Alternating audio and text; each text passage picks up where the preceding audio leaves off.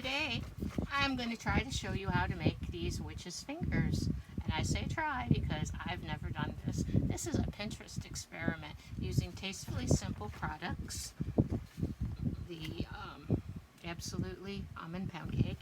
And I wanted to do a comparison on how Tastefully Simple works against a regular cake mix. So I also mixed up a Pillsbury yellow cake mix. I did these both according to the directions. I googled cake mix cookies recipes and just followed the directions as both of them said. The one thing I noticed right off the bat was the Absolutely Almond taste.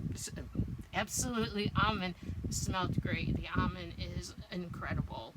It might even be too strong for me. I don't know. This is what the batter looks like. Making it, it was sort of like mixing up for a pie crust. And I usually buy my pie crust. I remember making it once. It was a train wreck. That's why I remember. This wasn't so much a train wreck, but we'll see what happens. And then this is what I got when I mixed up the Pillsbury brand. Now, maybe the difference is that Pillsbury used oil, whereas the Tastefully Simple used soft butter. Maybe the oil made this texture too runny. I don't know. But we're going to see what happens. And for the fingers, instead of using almonds, I'm using dots. Emily found these. This was her idea to use them for the fingernails because they kind of look like fingernails. So I just went ahead and cut them in half. And we're ready to go. So the instructions for these say roll dough into fingers approximately 3 inches long and 1/2 inch wide. Press an almond on the end of each one to make a fingernail. Place 2 inches apart on greased baking sheet. I always use mats. I don't like to wash cookie sheets unless I really have to. My sink is small, my house is small, so trying to finagle a cookie sheet in the sink, it's a nightmare. So I like the mats. I can soak them in the dish water, and clean them easily. This one is from Tastefully Simple. It came in the baking kit, right? Not 100% sure on that, but I think it was the baking kit. Anyway, I'm gonna take some of the dough and try to make a finger. At least it is a good consistency for creating. It's a solid instead of being all liquidy like the other one. Let's see, finger needs like a little knuckly joint thingies. Kind of looks like a worm. Okay, I'll go ahead and make another one. I can't do the Pillsbury and the almond on the same sheet because they have very different baking times. Well, they're sort of similar. The Pillsbury is 9 to 10 minutes. The Tastefully Simple is 10 to 12 minutes. I almost put my hand in the wrong one. Boy, would that have been a surprise. I'm going to go ahead and pause this video so that I can continue with this because you don't need to hear me yakking and trying to do this. I will come back when these are in the oven and I'm ready to do the Pillsbury. But first, let me put on some fingernails so we can at least do that together. I'm doing them with this, hard to see there, curvy side down, so they're more like Frankenstein fingers than witch fingers, and the nail isn't showing up very well on the cookie, but that's upside down. Oh my god. But when they bake, they're gonna be a different color, and maybe then there will be more definition between the color contrast. Alright, so I'm leaving for now, but I will be back. Okay. Okay, I'm back. I'm ready to work with the Pillsbury brand. The Tastefully Simple fingers are in the oven. My phone is here, set to 12 minutes. Let's get started. Now, I can't even pick this up. This is just a mess. So, hey, stay out of here. Dog's trying to break in. I have my Tastefully Simple stock in here, and I think that she is smelling it and wanting to come and taste it. Well, that's not too bad.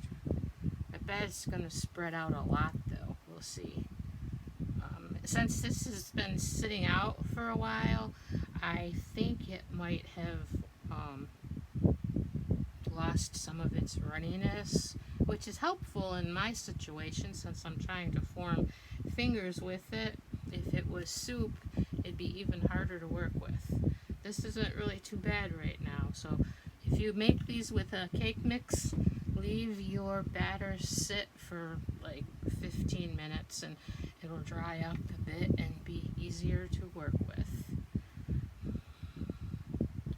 But I mainly wanted to do this comparison not to showcase what a great product Tastefully Simple is, but because you might be able to do some of the same things with less expensive products. I mean, sure, I'd love it if you were to order things from me, but I'm on a budget too, so I understand, and you have to save money wherever you can. I totally get it. So, this is interesting. They look like, I don't know, worms, and they're starting to spread out on the sheet, and they're going to be sitting here for a good 10 minutes before they can go into the oven. So they might really spread out by then. Okay, I'm almost ready to put the fingernails on.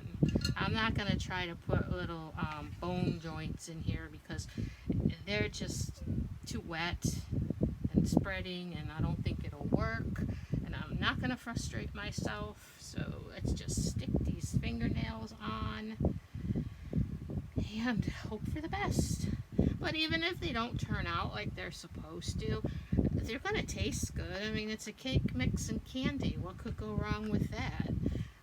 Looks aren't everything. Visually appealing food is definitely more appealing than ugly food, but it'll still be good. I'm just used to trying to do everything right, and sometimes you can't get perfection. Alright, I have these ready, so I'm going to stop it here and wait for my oven to beep, and I can pop these in, and I'll see you in a little bit. Okay, I'm back. Oh, I forgot my hair. Here we go. There, that's better. Alright, whatever. Anyway, let me tell you what happened. I set my iPhone timer, but instead of doing 12 minutes, I did 12 hours, and I did dishes, I let the dogs out, I gave the dogs a biscuit. Then I thought, let me see how much time is on timer. Maybe I have enough time to go to the bathroom. That's when I discovered that I set it for 12 hours instead of 12 minutes. So then I just kind of kept an eye on them. I think they're done because they're brown around the edges. They got really big. Surprisingly, the candy didn't melt. I was sort of worried about that. So definitely I made them too big, but I think they're still pretty cool, and they'll look great on a Halloween table. They'd be great for kids to take to school for Halloween parties. They would be great to snack on, great for lunches, great for dessert. I think they'll be great for everything, even though they didn't turn out how I wanted to. wanted them to. Boy, my displacement is really bad. So I have the Pillsbury ones in the oven now, and I'll be back when they're out. Okay, I'm back. These ones turned out to be more like ogre fingers than witch fingers, which I started calling them Franken fingers because they are fat, like Frankenstein's fingers would be, more so than a witch's fingers. These are probably going to fall apart when I try to take them off. I don't know. I just don't know. But this is how they turned out with the cake mix. And this is how they turned out with the almond mix. I really think that these could be adjusted somehow to be firmer like these. I have no idea how. But follow me for more kitchen blunders because I'm famous for them.